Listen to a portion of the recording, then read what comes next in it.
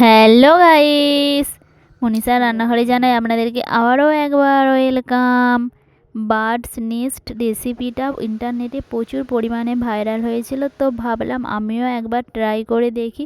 রেসিপিটা কমপ্লিট হওয়ার পর এটা দেখতে এতটাই সুন্দর লাগছিল, তো আমি তো একদম পুরো ইমপ্রেস হয়ে গিয়েছিলাম এটার প্রতি। তো ভাবলাম তোমাদের সঙ্গেও রেসিপিটা শেয়ার করি। তো দেরি কিসের, চলো রেসিপিটা একদম প্রথম থেকে শুরু করা যাক। তার জন্য সবার প্রথমে কড়াই দিয়ে দেব 3 থেকে 4 চামচ সরিষার তেল। তেল ভালো মতো গরম হয়ে যাওয়ার পর দিয়ে দেব 2 চামচ করে আদা ও রসুন কুচি ও অল্প করে কুচিয়ে নেওয়া কাঁচা লঙ্কা। এখন গ্যাসের ফ্লেমটাকে মিডিয়ামে রেখে এগুলো কিছুক্ষণ ধরে ভেজে নেব, যাতে এগুলো থেকে কাঁচা গন্ধ চলে যায়। যেহেতু এখন উইন্টার সিজন, তাই আমি এর মধ্যে পেঁয়াজ ব্যবহার করলাম না, পেঁয়াজের পরিবর্তে স্প্রিং অনিয়ন ব্যবহার করলাম। আপনারা চাইলে পেঁয়াজও ব্যবহার করতে পারেন। আর দিয়ে দিয়েছিলাম অল্প করে কুচিয়ে নেওয়া গাজর। এগুলো যাতে তাড়াতাড়ি কুক হয় তার জন্য এর মধ্যে অল্প করে লবণ অ্যাড করে ভালোভাবে মিক্স করে নিয়েছি। এরপর এর মধ্যে অ্যাড করে দেব অল্প করে কুচিয়ে নেওয়া টমেটো। তারপর দিয়ে দেব কিচেনে থাকা কিছু বেসিক গুঁড়া মশলা, যেমন হলুদের গুঁড়া, লঙ্কার গুঁড়া ও 1 চামচ ধনে ও জিরে গুঁড়া। এখন গ্যাসের ফ্লেমটাকে একদম লোতে করে দিয়ে এটাকে 1 মিনিট থেকে 2 মিনিটের মতো ভালোভাবে কুক করে নেব, যাতে মশলাগুলো ভালোভাবে কষানো হয়ে যায়। মশলাগুলো যখন ভালোভাবে কষানো হয়ে যাবে তখন এর মধ্যে অ্যাড করে দেবো 2 বাটি সেদ্ধ আলু। আলুটাকে আগে থেকেই আমি ম্যাশ করে রেখেছিলাম, তো এখন এর মধ্যে অ্যাড করে দেব। তারপর আলুটাকেও মশলার সঙ্গে ভালোভাবে মিক্স করে নেব। আর এটা যদি আপনারা স্পেশালি বাচ্চাদের জন্য বানিয়ে থাকেন, তাহলে ঝালের পরিমাণটা কিন্তু আপনারা অতি অবশ্যই বুঝে ব্যবহার করবেন, কারণ আমি এতে কাঁচা লঙ্কা ব্যবহার করেছিলাম। তারপর আরও 1 চামচ লঙ্কার গুঁড়ো ব্যবহার করেছিলাম। সেদ্ধ আলুটাকে মশলার সঙ্গে ভালোভাবে মিক্স করে নেওয়ার পরে দেখুন এই থেকে একটা কত সুন্দর গন্ধ বেরিয়ে আসছে। তো এখন এর মধ্যে অ্যাড করে দেব অল্প করে কুচিয়ে নেওয়া ধনেপাতা, এবং ধনেপাতাটাকেও ভালোভাবে আলুর সঙ্গে মিক্স করে দেব। আপনারা যদি আলুর পরোটা কিংবা চপের জন্য আলু তৈরি করেন, তাহলে এইভাবে একবার তৈরি করে দেখবেন। এছাড়াও দোকানের চপে তো একদম আলুর খোসা তো ফেলে না, এমনকি পচা আলু ব্যবহার করে থাকে। তো আলুর সঙ্গে সমস্ত কিছু ভালোভাবে মিক্স করে নেওয়ার পর গ্যাসের ফ্লেমটাকে অফ করে দিয়ে এটাকে ঠান্ডা হওয়ার জন্য কিছুক্ষণ রেখে দেব। অপরদিকে একটা পাত্রে নিয়ে নেব 3 চামচ ময়দা এবং 2 চামচ কর্নফ্লাওয়ার। তারপর এর মধ্যে অল্প জল দিয়ে ভালোভাবে এটাকে ভাটিয়ে নেব। আর এটা কিন্তু এই বার্ড নেস্ট বানানোর জন্য অতি অবশ্যই কিন্তু প্রয়োজন হবে। তো এখন এটাকে ভালোভাবে মিক্স করে নেওয়ার পর এটাকেও কিন্তু একটা সাইডে সরিয়ে রেখে দেব। তার আমি একটা প্লেটে নিয়েছি কিছু রোস্টেড সিমই, সেগুলোকে আমি অল্প করে গুঁড়ো করে নিয়েছি।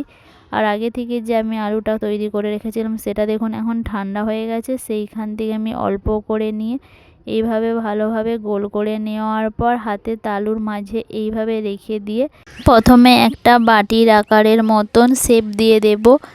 এটা যাতে একদম পাখির বাসার মতন দেখতে লাগে সেই রকমই কিন্তু হালকা করে শেপ দিয়ে দিয়েছি। তারপর আগে থেকে যে ময়দা ও কর্নফ্লাওয়ারের ব্যাটারটা তৈরি করে রেখেছিলাম সেটার মধ্যে কোট করে নেব। তারপর একটা প্লেটে নিয়েছি কিছু রোস্টেড সিমই, সেইখানেও ভালোভাবে কোট করে নেব, যাতে এটা একদম পারফেক্ট পুরো পাখির বাসার মতন তৈরি হয়ে যায়। এটা তৈরি করে নেওয়ার পর কিন্তু আমি হালকা করে ফ্রাই করে নেব। স্ন্যাক্স হিসাবে তো আপনারা বিভিন্ন ধরনের রেসিপি বানিয়ে থাকেন, এই ইউনিক রেসিপিটা একবার হলেও কিন্তু বাড়িতে ট্রাই করবে, দেখবেন বাচ্চা থেকে বড় সকলেই কিন্তু আপনার প্রতি ইমপ্রেস হয়ে যাবে।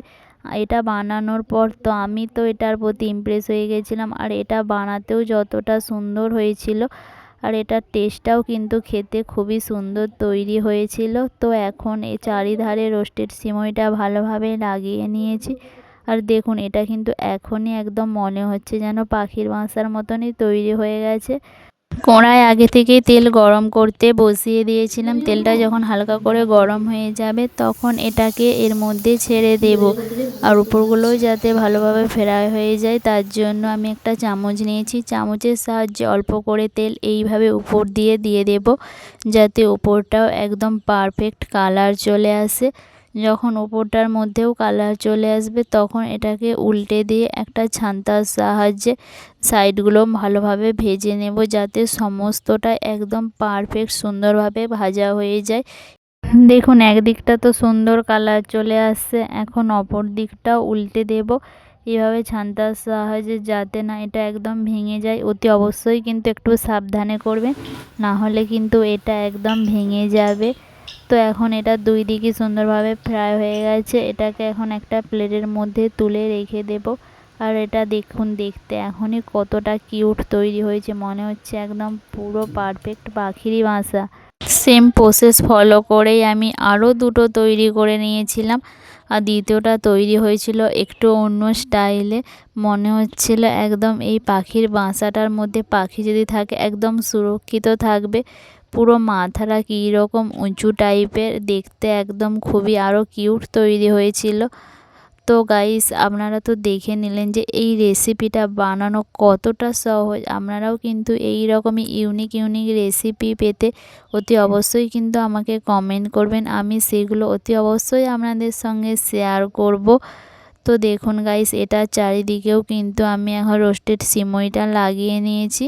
এটা ভালোভাবে চারিদিকে লাগিয়ে নেওয়ার পর এটাকেও আমি ভালোভাবে ফ্রাই করে নেব।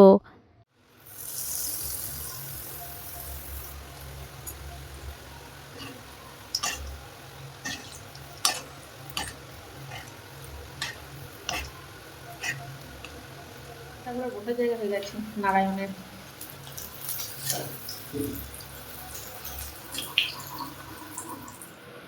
গরম নেই, এইটা একটু অন্য স্টাইলের হয়ে গেছে। আমি একটা করে দেখাবো তোকে, দেখ দুহার ব্যবহার করবো আমি তাও।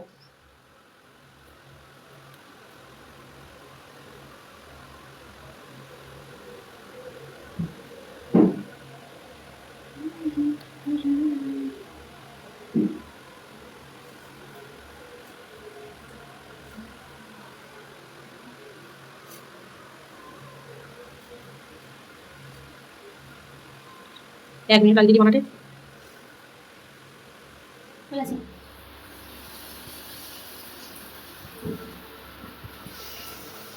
কালো লাগে না, এটা কি বডি লোশনটা মেখে আসতে পারো না?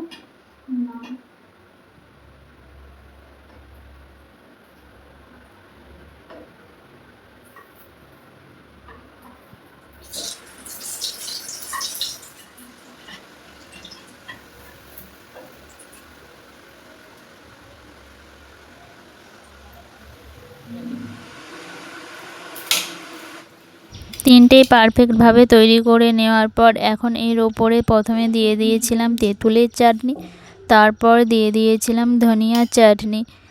গাইস এর মধ্যে চাটনিগুলো ব্যবহার করার পর মনে হচ্ছিল যেন পাখির বাসাতে পাখি অল্প করে পটি করে দিয়েছে। তো চলো এখন পাখির ডিম দিয়ে পাখির বাসাগুলোকে সুন্দরভাবে সাজিয়ে দিই। পাখির বাসাতে পাখির ডিম ছাড়া কিন্তু একদমই মানাচ্ছিল না। আর এই ডিমগুলো বানানোর জন্য আমি ছানার ছোট ছোট বল করে নিয়েছিলাম। আপনারা চাইলে কিন্তু এগুলোকে অল্প করেও ফ্রাই করে নিতে পারেন। আর দিয়ে দিয়েছিলাম একটা করে ধনিয়া পাতা। গাইস এটা কিন্তু দেখতে একদম পারফেক্ট পাখির বাসায় তৈরি হয়েছে। তো আমি এখন এটা থেকে একটা তুলে নিয়ে টেস্ট করব। চলো গাইস রেসিপিটা আজ এইখানেই শেষ করা যাক। আর রেসিপিটা ভালো লাগলে একটা লাইক কমেন্ট করতে ভুলবেন না। দেখা হবে নেক্সট রেসিপি নিয়ে, ততক্ষণে সবাই সুস্থ থাকবেন, ভালো থাকবেন, টাটা বাই বাই।